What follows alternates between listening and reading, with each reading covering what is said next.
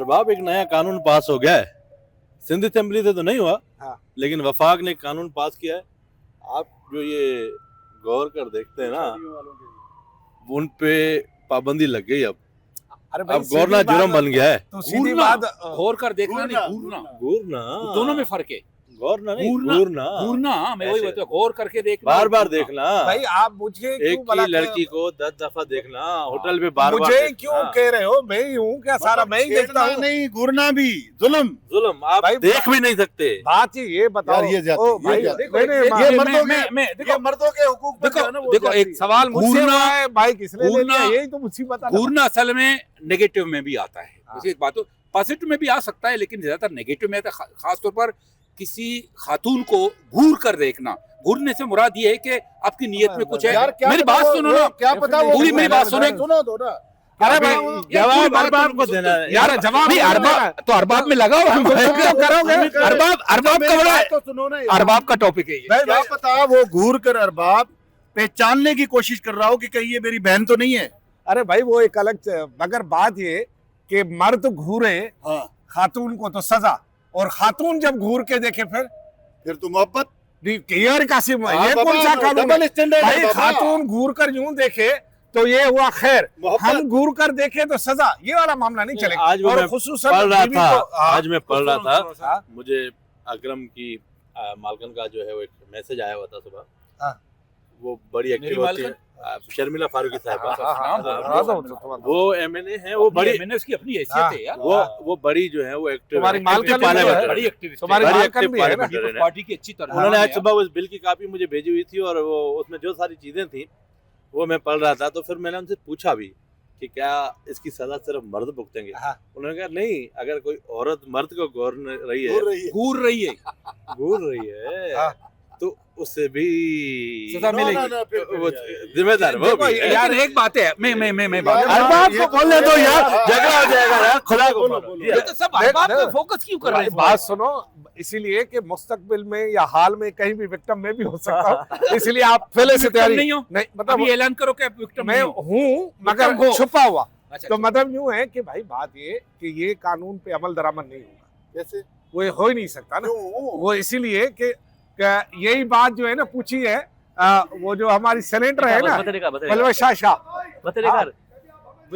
मैं आ रही हूँ। वैसे टॉपिक जमात इस्लामी से रिलेटेड है भाई ये टॉपिक ये है कि मर्द अगर अपनी बीवी को घूर कर देखेगा तो उसे मिलेगी सजा, और जो खातून अपने शोहर को घूर कर देखेगी उसे क्या मिलेगा? आ रहा हूँ रुको।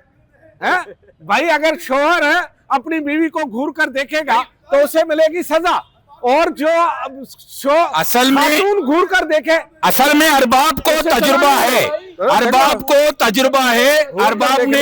अरबाब ने एक दफा बहुत घूरा था, आज उसको भुगत रहा है, इसीलिए कशवा लग गया है।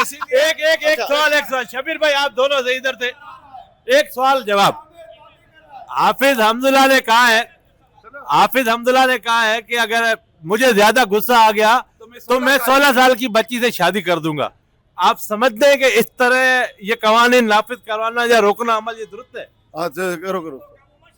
हाँ नहीं, देखिए दीन के तो खिलाफ है, ये बात बहुत वाज़ेह है। सही कि दीन के खिलाफ हमारा आइन और हमारी कायदात और हमारा दस्तूर कहता है, दफ़ा 2 के अंदर मौजूद है कि कानून, हदीस और कुरान के मुखालिफ कोई कानून साजी नहीं होती, इसकी मसरत करते हैं, लेकिन इस तरह के जुमले सही नहीं है। बिल्कुल। हमारे साथ जमात इस्लामी के मोहम्मद फारूक साहब थे, आपने सुना, उन्होंने बहुत अच्छी बात कही। उन्होंने कहा कि जो कानून शरीयत के मुताबिक नहीं रखता, हमारे आईन पाकिस्तान में है कि हम इस्लामी जो रियासत हैं और जो कवानीन हैं वो हम कुरान पाक के उनसे जो शरीयत और कुरान पाक के मुखालिफ नहीं बनाएंगे, या ऐसा कोई कानून नहीं बनाएंगे जो उनसे मुतलाजिम हो। अब मैं इस बात को थोड़ा ज्यादा मोहतात अंदाज में कह रहा हूँ, अरबाब इस बात की ज्यादा वजाहत करेगा। हाफिज हमदुल्ला का जो मैंने सोशल मीडिया पे एक बयान पढ़ा कि वो कह रहे हैं कि मैं 16 साल गुस्सा आ गया तो 16 साल बच्ची से ना शादी कर लूँ।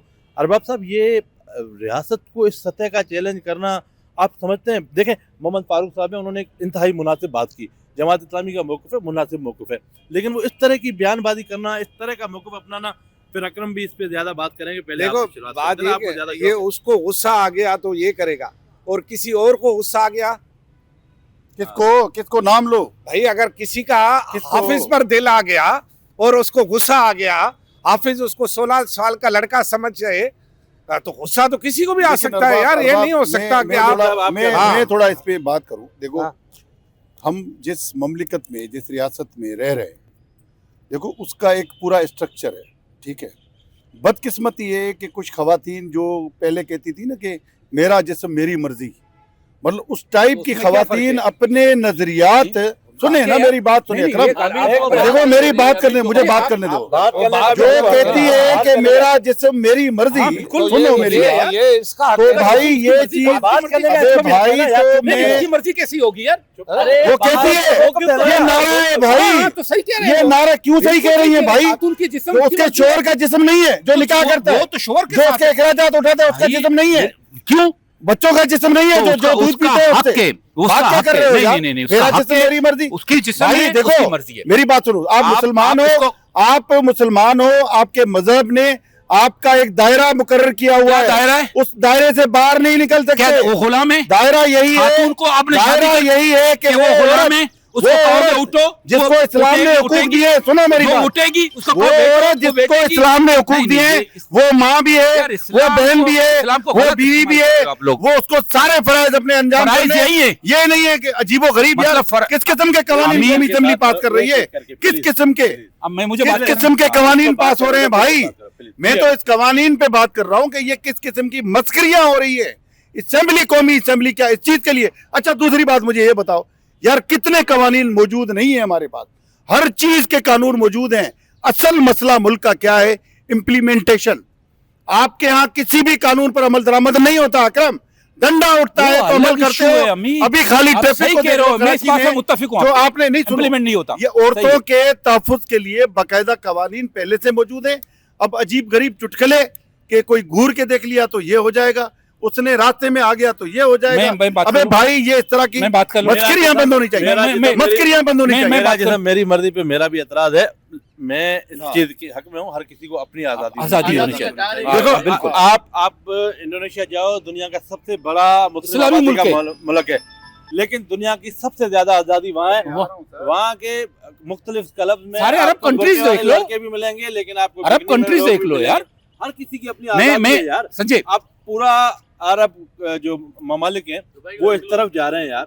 वो सारी अपनी मोशत को उन्हें पता है कि आइंदा मैं 20-50 आज- सालों के बाद क्या होगा। अरबाब आप क्या समझते मैं हैं? एक मिनट मैं सिंध असेंबली में खड़ा हूं। मैं खराज तहसीन पेश करता हूं सिंध असेंबली को, जिसने सबसे पहले चाइल्ड मैरिज बिल पास कराया। चाइल्ड मैरिज ठीक है, हम समझते हैं कि आप कहते हैं कि इस्लामी कवानीन के मुताबिक बलूगत, भाई बलूगत, अब साइंटिस्टों ने, डॉक्टर्स ने, सब ने ये तय किया दुनिया भर के कि बलूगत की उम्र 18 साल है। ठीक है, आप समझते हो ना, इस्लाम में यही है कि जब लड़का लड़की बालिग हों तो उनकी शादी कराई जाए। तो ये साइंटिस्टों ने, मेरी बात सुनो, तो ये 18 साल के उम्र, 18 साल की उम्र में नहीं, मेरी बात तो यार सुनो हम यार। ना मौलवी, बात तो सुनो ना, बर्दाश्त करो ना, आप लोग मुखालिफत। मैं ये कह रहा हूं कि 18 साल तय हो गया है। अब अगर कोई मौलाना साहब आकर पूरे रियासत को चैलेंज करे, पूरे कवानीन को चैलेंज करे और डंके की चोट पर की है तो रियासत आए ना हरकत में। अब वो कहे मैं 10 साल की बच्ची के साथ शादी करूं, तो भाई क्यों नहीं करे? मतलब 10 साल की बच्ची के साथ मज़हब इजाजत देता है। कौन सा मज़हब इजाजत मज़हब देता है? इजाजत अगर वो देता है। बालिग नहीं है, अगर कोई यार, बच्ची- कौन सा तरीका है यार? अभी इसको कोई बच्ची एक अगर मैं बलूगत में आती है, 10 साल की बच्ची कैसे बलूगत में आएगी? इस चीज को यही खत्म करना है। अब दूसरे टॉपिक पे आते हैं। मैं जब मारा जाऊंगा अब दूसरे मैं यही कह- दूसरे साल में बलूगत कब आती है? ये मजहबी बेस बड़ा जाएंगे तो इसी को वाइंड अप करता हूँ। अब सुनो, एक जुमला उसका सुनना मैं इसी पे कह रहा हूँ। जूनियर जी जी जुमला फिर अरबाब। जूनियर, तुम अपने जुमला को। ये मजहबी बेस जो है बड़ा, जैसे जाएंगे तो मजहबी ले बेस कर ही नहीं अब रहे ये है कि दायरा इख्तियार मिला मजहब हुआ है, सबके लिए मजहब एहतराम में है। भी दायरा इख्तियार मिला हुआ है, और आप जिस मुल्क में रह रहे हो उसमें भी दायरा इख्तियार, अमीन ने भी बात की कि कानून बने हुए हैं, उस पर इम्प्लीमेंट करना लाजमी है। तो उस हिसाब से जो कानून बने हुए हैं उसी हिसाब से औरत को भी बड़ी आज़ादी है, साथ साथ मर्द को भी उसको घूरने की भी आज़ादी है। ऐसा नहीं कि बिल्ला आ गया आप घूर नहीं सकते, एक दो मरतबा देख सकते हो। यही है। और उम्र का जिक्र नहीं है। और इसमें ये देखिए, माफी के साथ हाँ। न आप मौलवी मोहम्मद अकरम हो, ना ये प्रोफेसर हमीद सुमरो है। बिल्कुल है यार, ऐसी क्या बात है यार? है ना, ठीक है ना। मेरी जाती राय ये है कि हम क्योंकि ना इससे हमारा इतना ज्यादा मुताला नहीं है, आपस में बैठे इस बहस को यही खत्म करते हैं। नहीं, आप बिल्कुल खत्म करो। मौलवी साहब अकरम, नहीं, अपना मदरसे में पढ़े हो? अरबाब, नहीं, तू मदरसे में उनका पढ़ा क्या है? सुनो, तू मदरसे में पढ़ा है? सुनो, इस्लाम में क्या जिक्र है? अरबाब, जिक्र क्या है? नहीं करो मैं ना। एक मुख्तसर जुमला बोल देता हूँ, सिर्फ एक लाइन है, सिर्फ एक लाइन। देखो, कोई इतनी बड़ी कोई अलजबरा, कोई बड़ी रॉकेट साइंस नहीं है। इस्लाम में ये जिक्र है कि कोई बच्ची अगर बुलूगत में आ जाती मैं भी है, यही बात कर देखो रहा हूँ, सुनो, फिर गए हो। अच्छा उसकी उम्र नहीं है, अब इसको कोई 10 साल, कोई 12 साल, कोई 18 साल में आती है, अपना तो यार ये कानून गलत नहीं है। पहले आप चढ़ क्यों प्रोग्राम गए? का दूसरा हिस्सा शुरू करते हैं। चलो यार, अरबाब से ये सवाल है, पहले यार, अरबाब से था, फिर उधर अब प्रोग्राम का दूसरा हिस्सा करते हैं शुरू। अरबाब ये अब बताएं, मुझे जी आप पूछिए। ये बताएं कि जो एमक्यूएम के वज़रा हैं और एमपी, उनके जानब से कहा गया है कि उनकी जो सिक्योरिटी है वो वापस ली गई है। शर्जील साहब जो प्रेस कॉन्फ्रेंस के शर्जील मैम ने उन्होंने कहा कि हमने किसी की कोई सिक्योरिटी नहीं ली। इसी से रिलेटेड है, थोड़ा रुको। हर दफा जो है ना इस मुल्क में या खास तौर पर सिंध में, कराची उनके दारुल में फितना फसाद फैलाने के लिए ताजिर जो है ना वो आ जाते हैं, ताजिर जो है ना वो आ जाते हैं। आप इन ताजिरों के रवैये को क्या समझते हैं कि हर वो कभी आपको अल्ताफ हुसैन के साथ भी मिलेंगे तो वो उसी वक्त में एएनपी के साथ भी मिलेंगे, वो उसी वक्त में पीपल्स पार्टी के साथ भी फ़ायदे उठाते नज़र आएंगे। तो ये ताजिर जो हैं ये कैसे काबू में आएंगे? उनकी अपनी रियासत है। सानिया गुल प्लाजा तो पहले आप समझते हो कि रियासती मशीनरी, हुकूमती मशीनरी उस प्लाजा के अंदर जाकर कोई दुकान एक सील कर सकती थी, उन्हें ये समझा सकती थी कि आपको ये करना है। मतलब उनकी बदमाशी पर कोई क्यों बात नहीं कर रहा? जी बिल्कुल, बात मेरा ख्याल है कि कराची जहां सियासी दहशतगर्द हैं, वहां ये जो ताजिर गर्दी है ना, कराची बुनियादी तौर पर ताजिर गर्दी का शिकार रहा है। जितनी भी ऐसी तंजीमें जो दहशतगर्द हैं उनको किसी न किसी सूरत में ताजिर भत्ता देते रहे और इन्हीं के भत्ते पर पल कर वो अवाम के लिए अजाब करती है। ताजिर रियासत को भी ब्लैकमेल करते हैं। आप रियासती इदारों से पूछे, वो आपको बताएंगे कि वो किस तरह ब्लैकमेल करते हैं। वो चाहें तो स्टॉक मार्केट को गिराकर रियासत को और हुकूमतों को ब्लैकमेल करते। वो चाहें कि मसनूई तौर पर बढ़ाकर कर सकते हैं। वो चाहे, क्या आपको नहीं पता कि मैं एक बात बताऊं, अरबाब एक मिनट सुनो, एक वाकया पेश कर रहा हूं आपके बयान। अच्छा बताओ। एक वाकया ये है कि जब 2008 में पाकिस्तान पीपल्स पार्टी की हुकूमत बनी थी मोहतरमा की शहादत के बाद, उस वक्त आपको पता है कि पीपल्स पार्टी ने सिंध हुकूमत बनाई थी, मरकज में भी बनाई थी। उस वक्त एमक्यूएम को शामिल नहीं किया जा रहा था। एमक्यूएम को क्यों शामिल किया गया आपको पता है? एमक्यूएम को क्यों शामिल किया? क्यों ताजिरों के कहने पे। अच्छा मैं एक बात बताऊं, सुनो अरबाब, और ये जो संजय मेरी बात थोड़ी सुनना। ये जो टोपी जाके देखो अरबाब, अगर आप कराची में जो बदकारियां, जो खराबियां हैं ना, अगर उसकी जड़ तलाश करोगे तो यही ताजिर निकलेंगे। मैं आपको बता देता हूं कैसे। एमक्यूएम को इन्होंने दूध पिलाया, मजहबी जमातों को इन्होंने दूध पिलाया, फिक्के वाराना जमातें, सबके मरकज गुरु, उनके फंडिंग करने वाले कराची में बैठे हुए हैं। आप अगर किसी भी फसाद की जड़ निकालोगे ये ताजिर, और यही ताजिर जो हुकूमत को ब्लैकमेल करते सबसे बड़े टैक्स चोर हैं। ये कराची शहर का सबसे बड़ा टैक्स चोर अगर कोई है तो मैं गारंटी से बोलता हूं ये ताजिर है। और यही ताजिर है जो दूध पिलाता रहा, यही ताजिर है जो कत्लेआम करने वालों को चैम्बर में बुला के फूलों के हार पहनाता रहा। ये वही ताजिर है जो आज भी लसानियत की बात करता है। ये वही ताजिर है जो आज भी लसानी जमातों की बाकायदा मुकम्मल हिमायत करता है, फिक्के वाराना जमातों की जड़ों में बैठा हुआ है। तो हुकूमत को ग्रैंड ऑपरेशन करना पड़ेगा इन ताजिरों पे। खासतौर में हर ताजिर की बात नहीं कर रहा, शरीफ लोग भी इनमें हैं, लेकिन वो ताजिर जिनका रिकॉर्ड खराब है, जो इस तरह की एक्टिविटीज में मुलविस रहे हैं। यार कराची शहर में सबसे बड़ी चैरिटी होती है, उस चैरिटी के पैसे किस तरह से मनी लॉन्ड्रिंग के लिए इस्तेमाल होते हैं, वो तंजीमें यूज होती हैं। क्या इसकी कभी इन्वेस्टिगेशन हुई है? अगर हुई है तो वो रुकवाई गई है। अरबाब ये बता दूं, प्रेशर डाल के FPCCI, कराची चैम्बर, पता नहीं कितनी तंजीमें मौजूद हैं भाई, लेकिन रिजल्ट क्या है? रिजल्ट कुछ भी नहीं है भाई।